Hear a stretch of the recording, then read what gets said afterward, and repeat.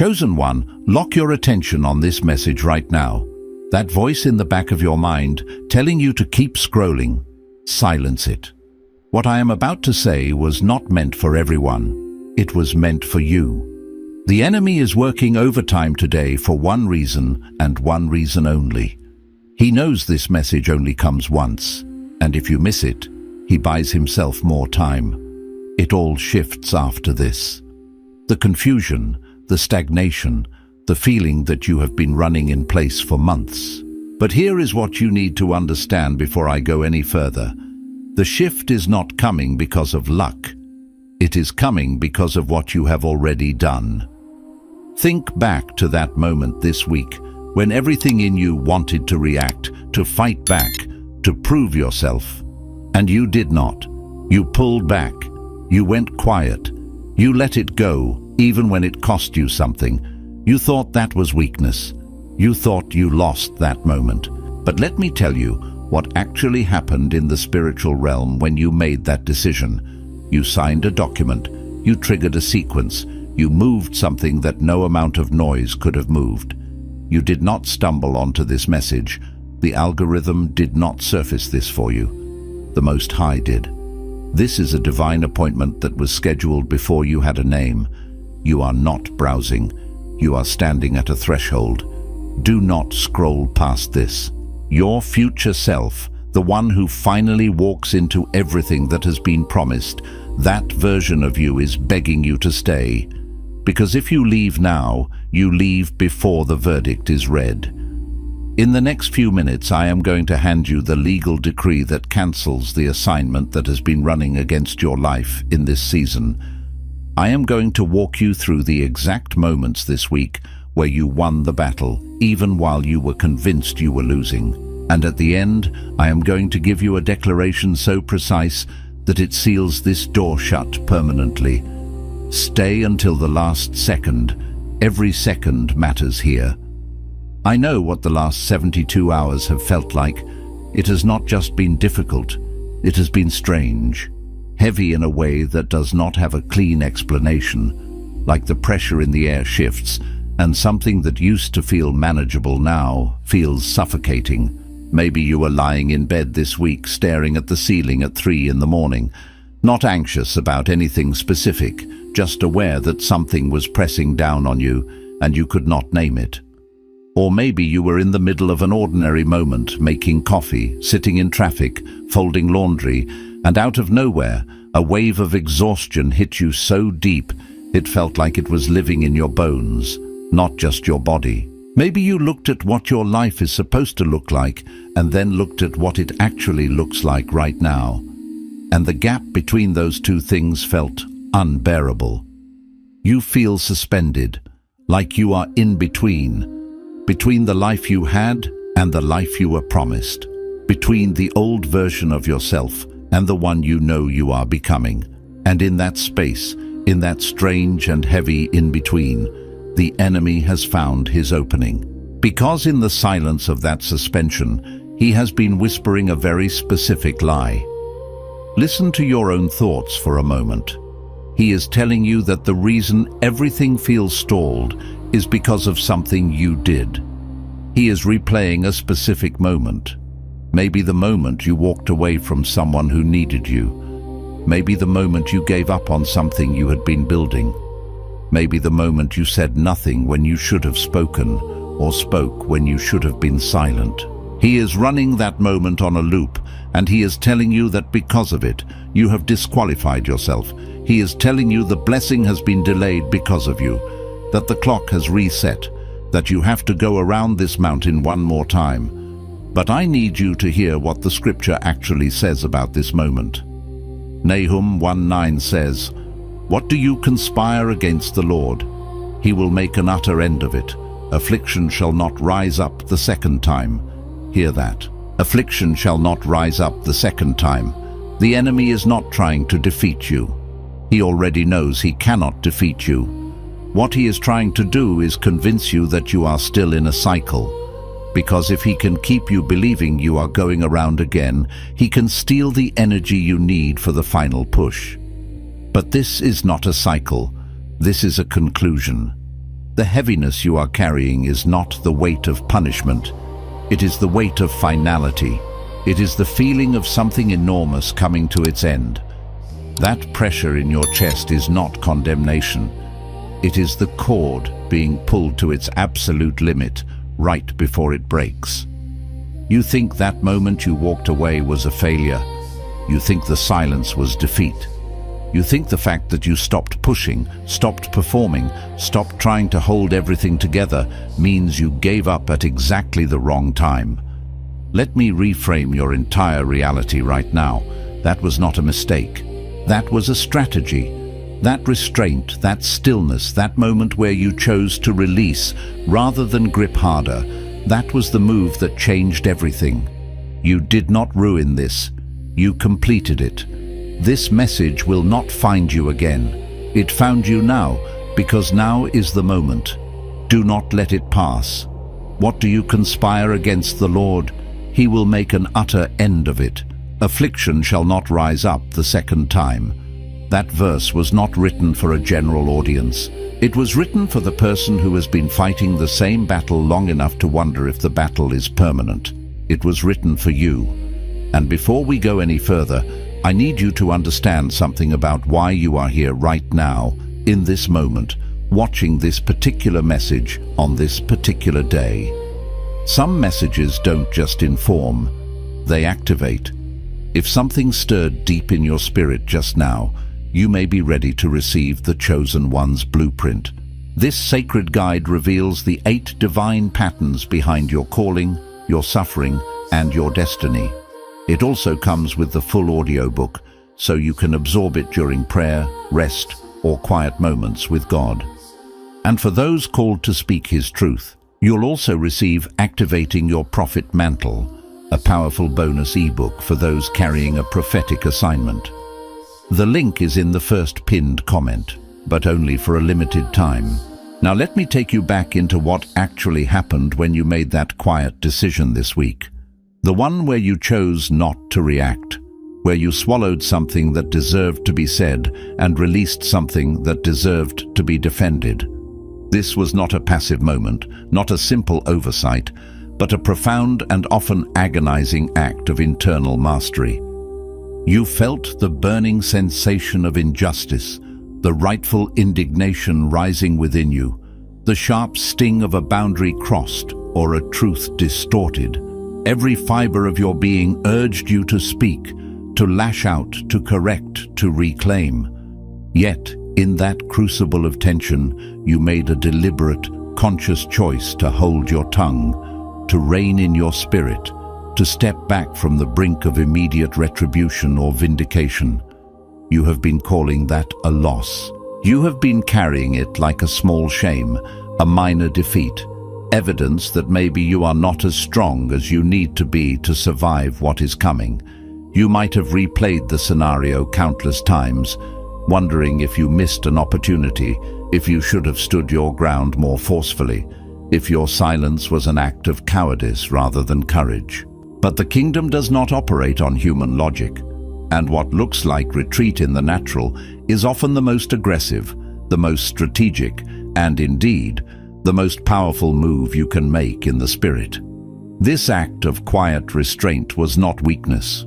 It was a demonstration of immense spiritual strength, a refusal to engage on terms dictated by external chaos, a profound declaration that your peace and your purpose are not subject to the whims of others or the provocations of the moment. It was an internal battle won, a testament to a deeper wisdom growing within you, a wisdom that understands the profound power of self-control. As Proverbs 16:32 declares, "He who is slow to anger is better than the mighty, and he who rules his spirit than he who takes a city." You weren't losing ground. You were fortifying your inner citadel. You weren't retreating. You were strategically positioning yourself for a divine countermove. Think about Elijah on the mountain. Not the Elijah calling fire from heaven, that spectacular display of divine power on Mount Carmel, a prophet standing boldly against 450 prophets of Baal, not the Elijah running ahead of Ahab's chariot, infused with supernatural speed, outpacing the royal procession after a miraculous rain. No, I want you to consider the Elijah under the juniper tree, a lone, exhausted figure slumped in the wilderness, far from the roar of the crowd and the thrill of victory. He was asking God to take his life, telling the Most High that he had had enough. This was the raw, unvarnished cry of a soul pushed to its absolute limit, stripped bare of all pretense and performance. Every human reading of that moment calls it a breakdown. We might judge him for his fear, his despair, his seeming lack of faith after such mighty acts. But God's response was not rebuke. It was not a lecture on courage or a demand for renewed spiritual fortitude. It was rest. It was bread. It was the gentle touch of an angel, providing physical and spiritual sustenance. It was the quiet voice that came not in the mighty wind that tore the mountains, nor in the earthquake that shook the ground, nor in the roaring fire that consumed everything, but in something small and still that you can only hear when you have finally stopped performing. This profound encounter, detailed in 1 Kings 19, reveals a divine tenderness often overlooked. God met Elijah in his utter exhaustion, not despite it, but because his exhaustion was honest. His vulnerability was an open door, a surrender of his own perceived strength, and honest exhaustion, a genuine laying down of our efforts and our pride before God, is closer to breakthrough than any manufactured strength, any forced smile, or any feigned spiritual resilience. It is in that space of profound honesty that God truly begins to move, not through our efforts, but through our surrender, revealing his power made perfect in our weakness, as affirmed in 2 Corinthians 12:9. That is precisely what your silence was this week. It was not weakness dressed up in a cloak of meekness. It was not a failure of nerve or a deficiency of spirit. On the contrary, it was a profound act of spiritual authenticity, a deep, resonant honesty landing in a spiritual register that God responds to with immediate and profound attention. It was the sound of your spirit leaning into trust, a testament to your growing maturity in discerning when to engage and when to yield. And he responded. You may not have heard a booming voice or seen a visible sign, but in the unseen realms, your quiet integrity sent shockwaves of divine approval, setting in motion a cascade of heavenly interventions. But here's where it goes deeper, where the initial flicker of understanding becomes a blazing revelation, because that silence, that singular act of withholding your reaction, was only the very beginning of what shifted. When you pulled back, when you made that quiet, often agonizing and profoundly costly decision not to push back, not to strive to prove your point, not to perform for the approval or understanding of others, you did something even more significant than you know. You didn't just avoid a confrontation, you interrupted a pattern. You broke a cycle that had perhaps held you captive for far too long, a predictable loop of reaction and counter-reaction that the enemy thrives upon. And this, my friend, is the critical part, the profound insight that most people miss entirely, remaining trapped in the visible drama while the real battle is being won or lost in the quiet choices of the soul. The enemy, in all his ancient cunning, is not afraid of your noise.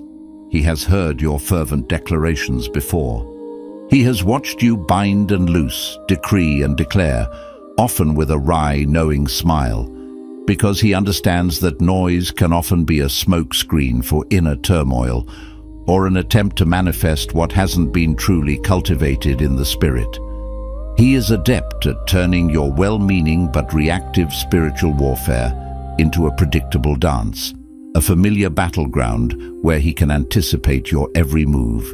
What he cannot counter, what truly disarms him and shatters his strategies, is your stillness. And let us be clear, this is not passivity, absolutely not. There is a profound, life-altering difference. Passivity is giving up because you have succumbed to resignation, believing nothing matters, yielding to a spirit of apathy and defeat. Stillness, on the other hand, is a conscious, active and deeply rooted release, a profound act of faith born from an unwavering trust in the one who holds the outcome in his sovereign hands. It is the spiritual equivalent of stepping off the battlefield, not in surrender, but in absolute confidence that a greater power is now taking command.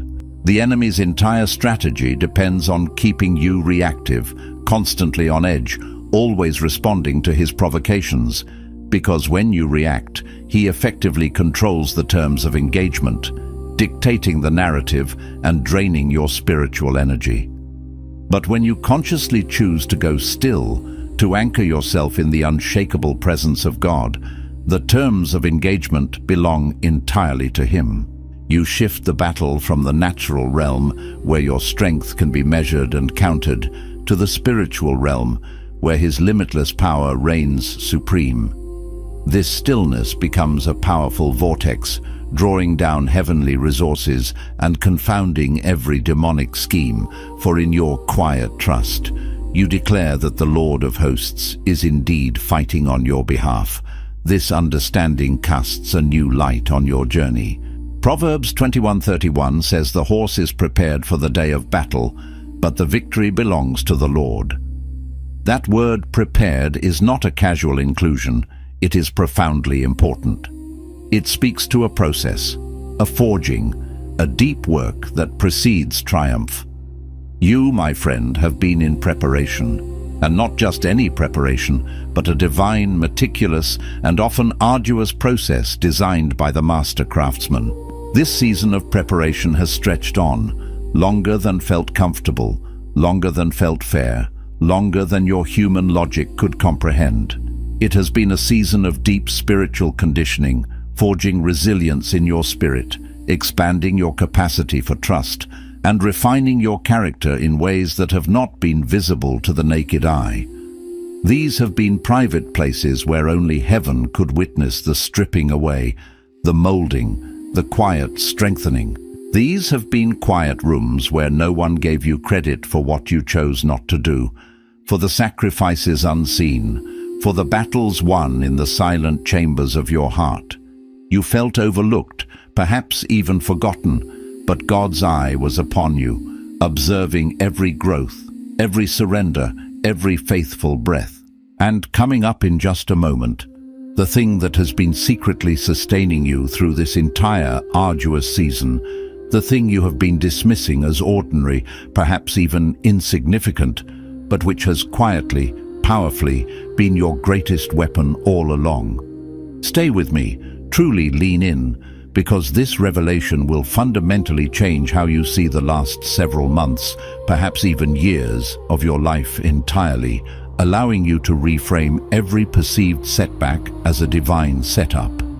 But first, this foundational truth has to truly land and embed itself deep within your spirit, uprooting old paradigms.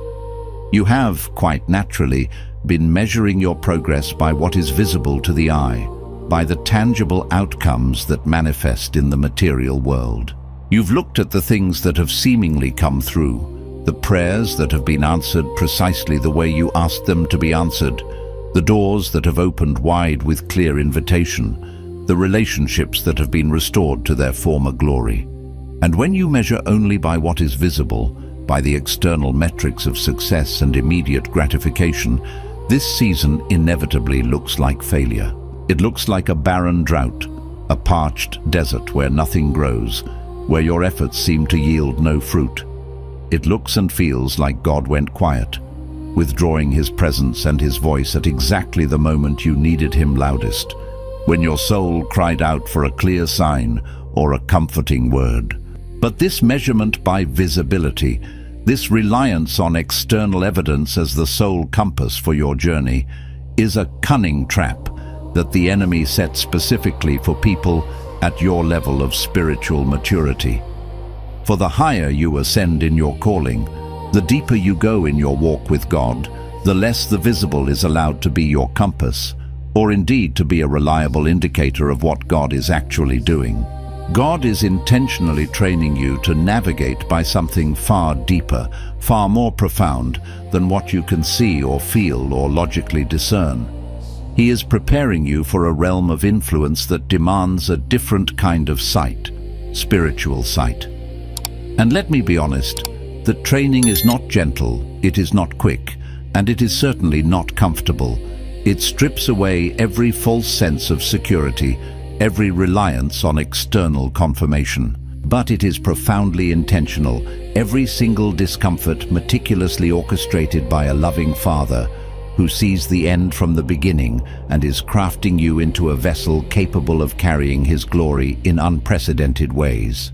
Just as a master sailor learns to navigate not only by the visible shoreline, but by the unseen currents, the constellations, and the subtle shifts in the wind, so too are you being taught to perceive the invisible hand of God at work, even when all human evidence suggests otherwise.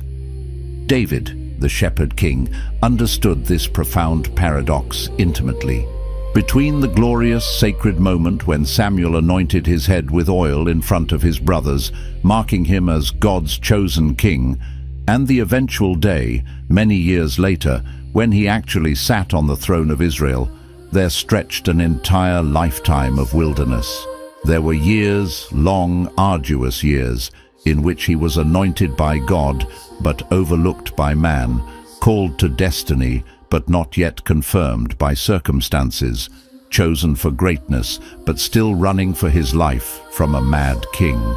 And in those desolate testing years, every single external circumstance, every outward display of power and authority, was telling him a story completely contrary to the one God had spoken over his life.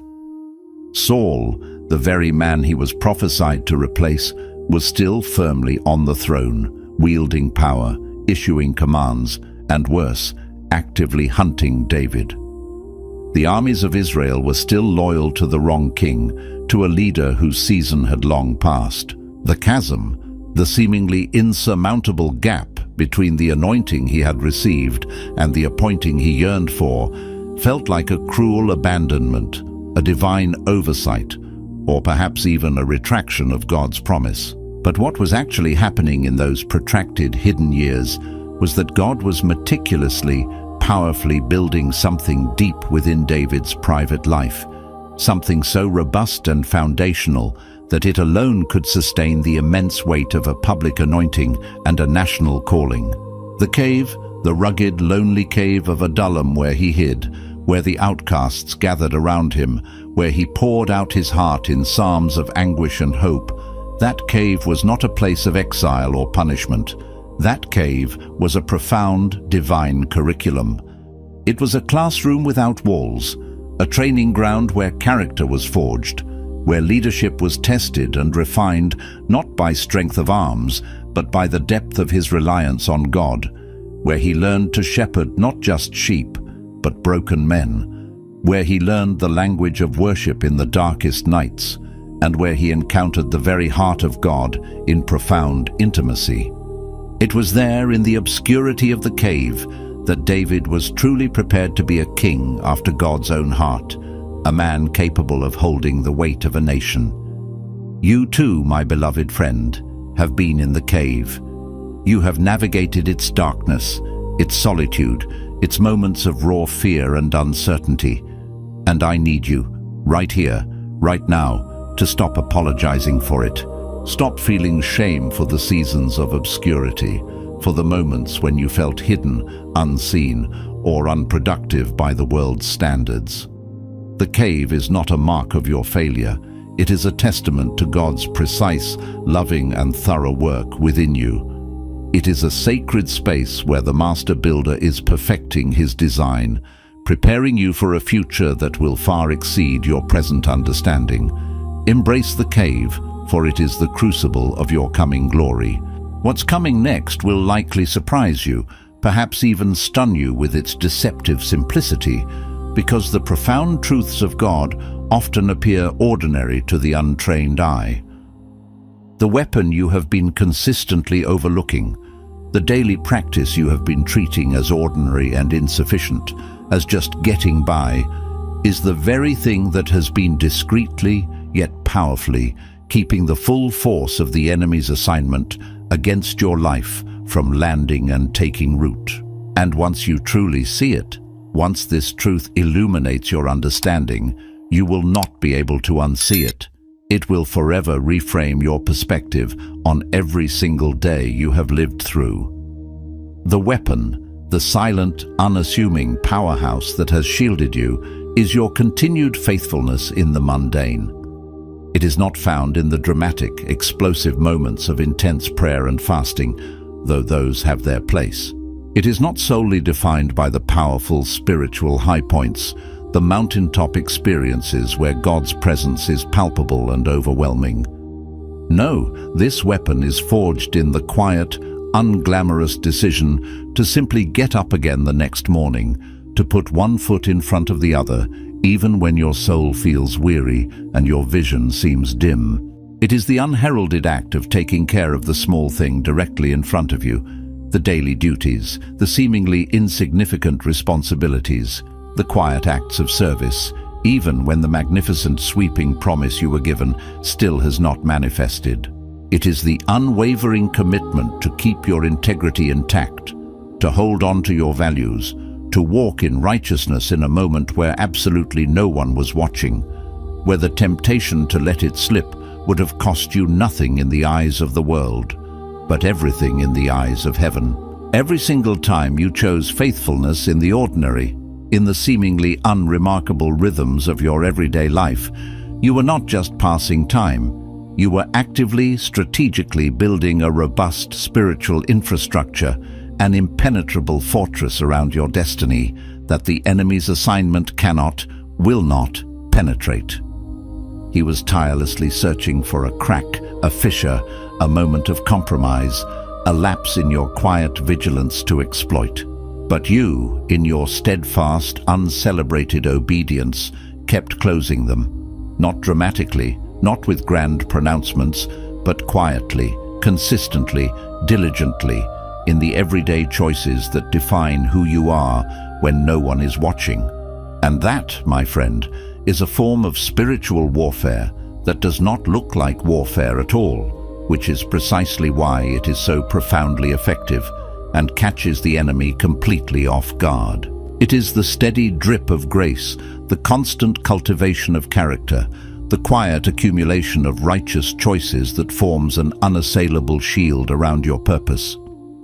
This is where the real transformation begins to accelerate, where the understanding you've gained tonight shifts from revelation to activation. Because now that you truly understand what has actually been happening in the unseen realms, now that you grasp the profound power of your quiet faithfulness and the divine purpose behind your seasons of obscurity, you have to reckon with the next, often uncomfortable but utterly crucial thing. And this is the part that no one wants to hear, the truth that often chafes against our human desire for certainty and comfort. But it is the part that matters most right now for your liberation and your forward movement.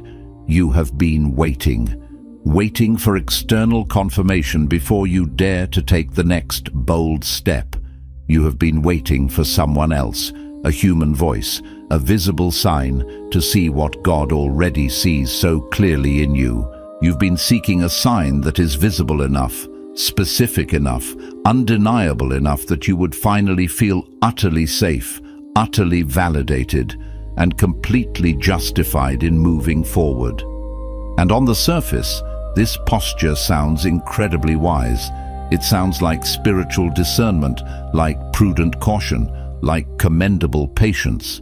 We're taught to pray for wisdom, to seek counsel. But if you are brutally honest with yourself, if you bravely look beneath the polished surface of that perceived wisdom, you will find something else entirely lurking there.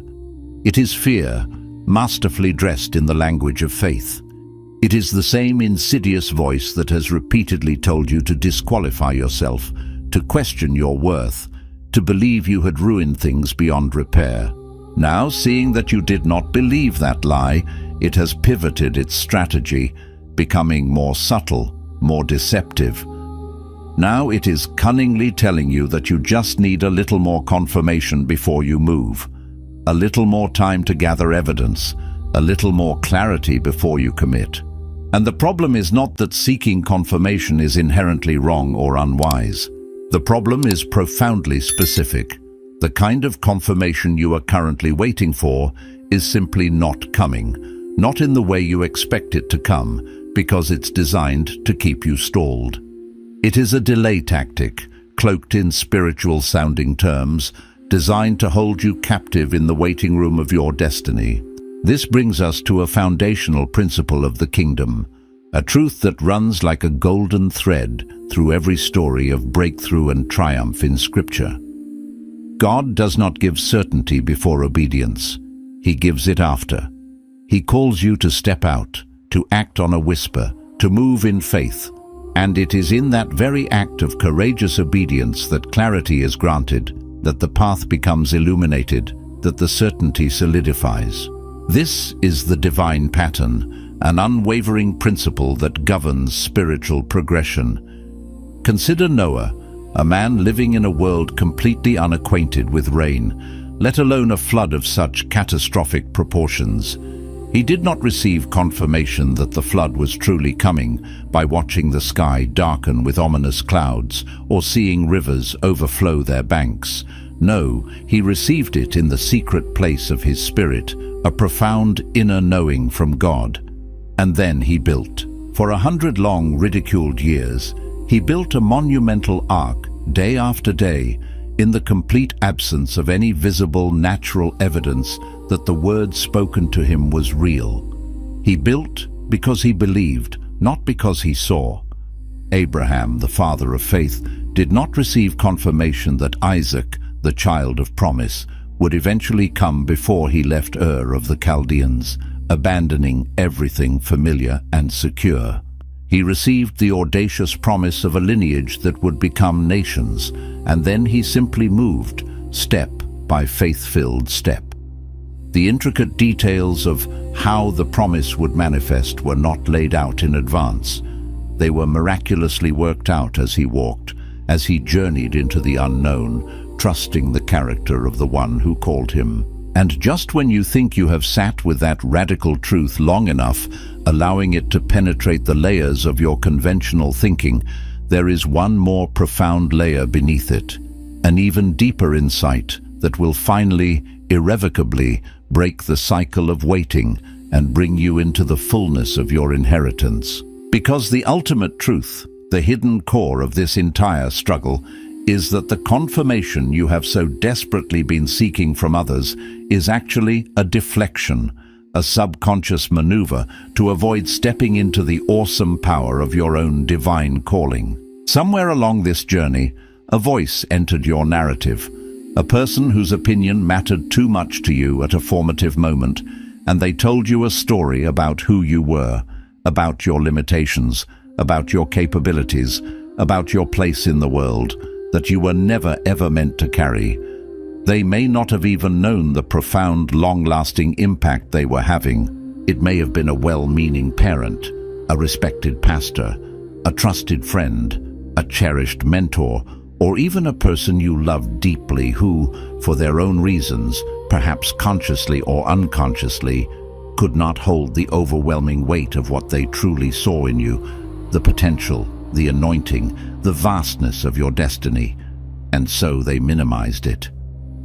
They might have dismissed your dreams, cautioned you against being too much, or subtly implied you weren't ready, not gifted enough, or simply too ordinary for such a grand assignment.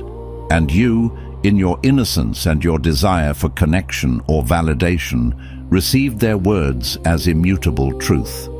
You filed them away somewhere deep near the very center of your identity, allowing them to become a part of your self-perception, a silent contract.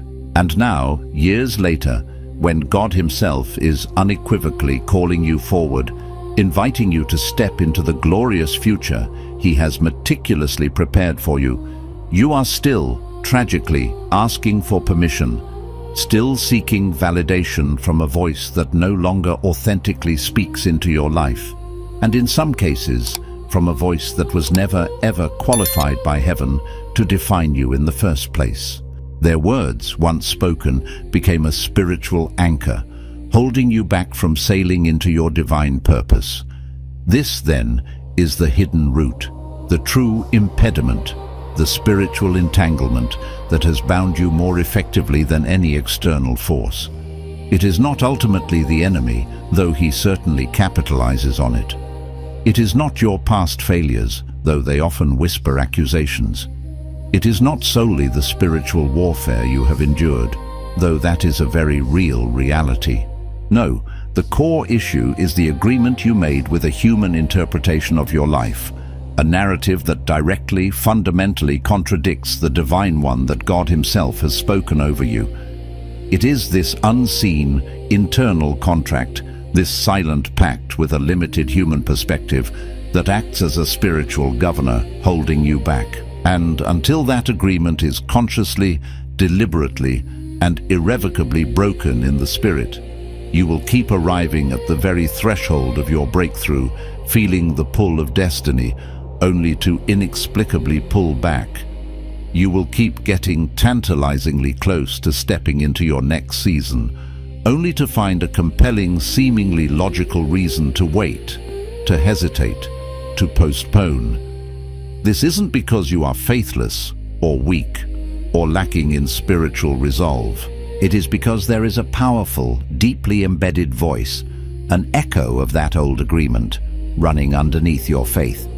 A subconscious authority that holds more sway in your decisions than it rightfully should, effectively hijacking your will and keeping you circling the same mountain again and again. Let me be absolutely precise about what has to happen right now, in this sacred moment, for your complete liberation. You have to consciously, deliberately, and out loud revoke the authority you inadvertently gave that voice, that human narrative, that limited perspective. This is a spiritual act of immense power, a reclaiming of your divine sovereignty. Name the exact moment if you can retrieve it from the depths of your memory. Name the person if you need to, not with an intention to wound them, not to reopen old wounds or revisit that pain, but purely to identify precisely what agreement you entered into and to formally, legally, and spiritually break that agreement. Because agreements in the spirit, whether conscious or unconscious, are not broken by simply ignoring them, by hoping they will fade away. They are broken by the same powerful mechanism that created them in the first place, by a word, a clear, intentional word, spoken with the full weight of your will, witnessed by heaven itself. It is a declaration in the courts of God, a legal nullification of a contract that was never meant to bind your spirit. Speak it with conviction, with the authority granted to you as a chosen one of God, and watch as the invisible chains fall away, shattering the power of that limiting voice forever. And here is the part, the unexpected truth underneath all of it, the profound revelation that changes everything, that will absolutely reframe every single word you have heard tonight, illuminating your entire past journey with divine light. The delay, the long, arduous seasons of waiting, the periods of perceived stagnation, the moments when you felt stuck and unseen, that delay was never, not for a single second, the enemy winning. Oh no. The delay was God Himself, meticulously, lovingly, and powerfully protecting the very promise He placed inside you until you were standing in a place, a spiritual and emotional space, a dimension of being where the assignment against your life, the old darkness, the familiar attacks, could no longer follow you into it. Every door that seemingly closed in your face was not a rejection of your destiny, but a divine redirection, sealing off paths that would have led you back to old battles. Every relationship that ended, no matter how painful, was God removing a connection that would have hindered your progress or pulled you back into toxic patterns. Every season that felt like a barren drought, a period of desolation, Was God diligently, secretly building deep, unseen wells within your spirit, cultivating resilience and drawing you into profound intimacy with Him? He was not withholding the blessing. He was finishing the container. He was not denying you your breakthrough. He was perfecting the vessel, crafting it with such divine precision that it could hold the immense glory and power of what was coming without shattering, without compromise, without being vulnerable to the old assignments. And now that the container is ready, now that the season of stripping away every pretense, the season of profound silence, and the season of faithful obscurity has done its deep, transformative work within you, the only thing left, the absolute final step, is your agreement. Not your perfect performance, not your flawless execution, not your worthiness measured by the shifting, fickle standards of humanity. Just your simple yet radical agreement that what God said about you is true, beyond all doubt, beyond all human contradiction. Just your willingness, your audacious courage, to walk forward on His word alone, without needing or waiting for the world to confirm what heaven has already eternally decreed over your life. Place your hand on your heart and declare this with me right now. I release every agreement I made with any voice that was never authorized to define me. I cancel every label placed on me by people who could not see what heaven sees. I break every cycle of delay that was rooted in fear dressed as wisdom. And I declare that I am not going around this mountain again. I am not in a cycle. I am at a conclusion. I receive the fullness of what has been prepared for me in this season. I am not behind. I am not disqualified. I am not forgotten. I am chosen. I am ready, and I step forward now, not when the world confirms it, not when it feels safe, not when I have more evidence, but now, by faith, on the word alone. The assignment against my life is cancelled. The door behind me is sealed. And the life I was promised is not coming. It is here, and I walk into it beginning today. If this message reached something in you that needed reaching, do not let it live only in this moment. Carry it forward. Let it resonate. Share it with someone who is in their cave right now. Someone who has been misreading their silence as failure. Someone who needs to hear that the cord is being pulled to its absolute limit right before it breaks, right before the divine snapping point that releases them into their freedom. And if you are ready to go even deeper into the divine patterns behind your calling, the link in the first pinned comment is waiting for you. But do not wait too long. This word has a shelf life, and so does the window you are standing in right now, a sacred window of opportunity that is poised to open wide.